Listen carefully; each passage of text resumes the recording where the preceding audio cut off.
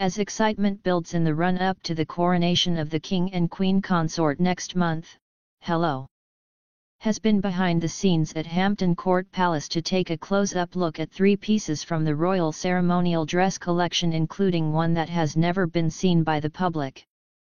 One fascinating item is the toile, or prototype, of the white and gold dress Queen Elizabeth, later the Queen Mother, wore to her husband George VI's coronation in 1937, when she was crowned his queen.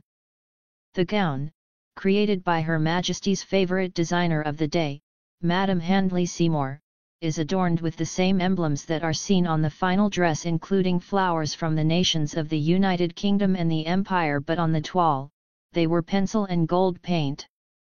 This gown was how the designer worked out the cut, fit and design of the dress, before she cut into the expensive satin that she was going to use. So you can see the tacking stitches and even a rusty pin from 1937, Matthew says. I imagine that the Queen Mother would have been in the studio or perhaps at Buckingham Palace, because designers often come to royalty at the palace giving her opinion and working out what would fit, so she would be comfortable on the day.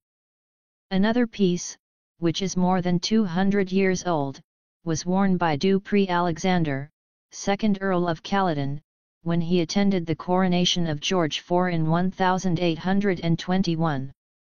The king was known for his love of luxury, a quality perfectly embodied by this lavish gold and white ensemble, which will go on display at the Tower of London from May 26.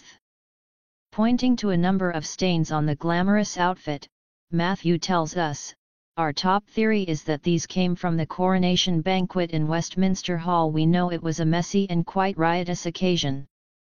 There are stories of people having to dodge dripping hot wax coming from the chandeliers. I like to think this is possibly a clue to that amazing event. And it's worth saying that they never hosted another banquet in Westminster Hall after that one, he adds. The final piece is a charming dress worn by a little girl to the Queen's coronation in 1953. The endearing Lindsay-made piece, kindly donated by the owner, has never been on public display.